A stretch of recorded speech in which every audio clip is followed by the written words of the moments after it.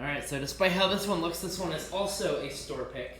This is 1792 single barrel, and it is an Astor wine store pick out of New York. And I'm excited for this. Candy. The nose reminds me of the Buffalo Trace kosher wheat. A little bit, but less vibrant with the candy. This is more like... I don't even know what candy to describe. Like a Nerd's Rope, maybe? I was going to say like Smarties. Smarties, Nerd's Rope. Something with like mixed flavors into it. Like it's not like a Jolly Rancher. Yeah, it's not like Buffalo Trace kosher wheat. I can point blank say it smelled like and tasted like a swirly pop, like the big colorful swirly pops. This is more like a generic candy. So like Nerd's Rope, Smarties.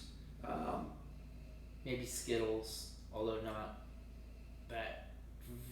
I wouldn't even say that. I would Skittles say if you turn them down to like 3.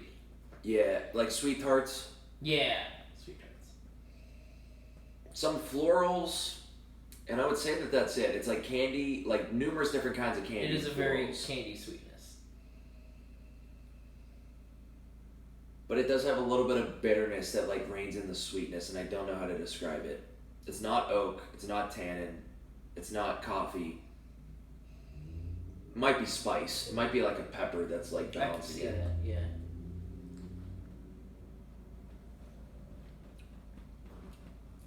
yeah. Very sweet.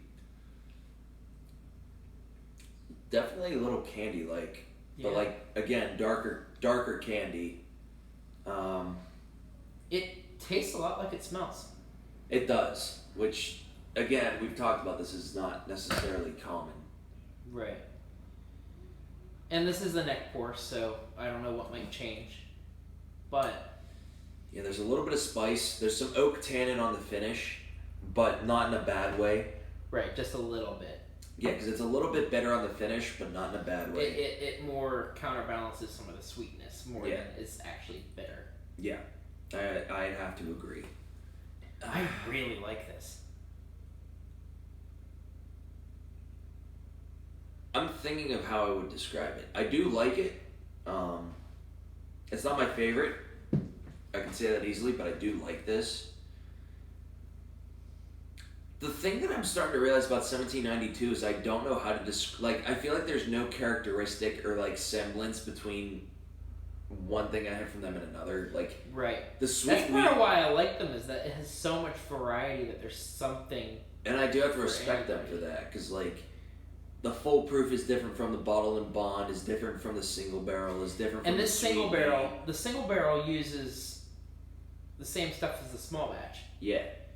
And this tastes so dramatically different. It does. The small batch is a slightly fruity. It's like that generic. It's like a mix between like a Buffalo Trace and an Elijah Craig in terms of the notes you get. Yeah. It's like this is nothing like that. This it's very candy-like. The closest I can compare is the Buffalo Trace kosher wheat. Again, it's very candy-like. Like that's the best way to describe it is that it's candy-like. I do really like this. Good.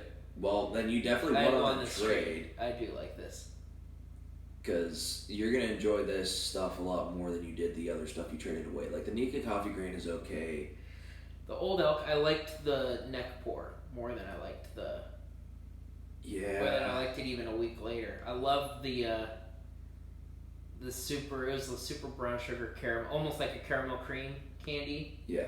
It's almost like those kind of notes, and this is dramatic. Like, this is more my kind of sweetness from a... if I'm looking for a sweet bourbon. Yeah. This is like... This fills a niche for me. No, I can see that. Because, I mean, I'm not normally huge on the candy notes, which why I say, like, I'm not huge on this, but I definitely like it. Right. Because, I mean, you definitely gravitate towards, like, the very sweet wheated whiskeys.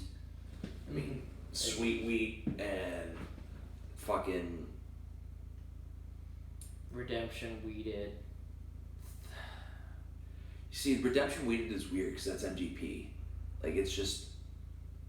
It's also a very weird...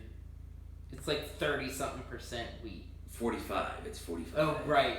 I was going to say, I remember it being really high. Yeah, like that one's just weird as like a wheated bourbon because A, it's Indiana bourbon, B, it's probably the highest wheat content of any wheated bourbon on the market. And I don't think there's exceptions to that. I don't think so either. Because it's 51% wheat, 45% corn, or 51% corn, 45% wheat, and then 6% malted barley, I believe. Yeah. Or maybe 4%. I can't do math right now. 4%. You're trying. I'm trying, and I'm not trying very hard. My verdict is I really like this.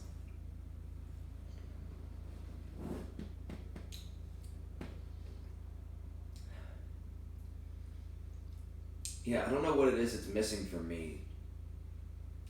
It might be some of like the umami that I'm used to between like Heaven Hill and like Knob Creek. Because like there's that like umami-ness that adds a little bit of richness and balances out the sweet and the oak and the bitter. Because with this one I just get sweet and I just get bitter. That's all I get on this one. Right.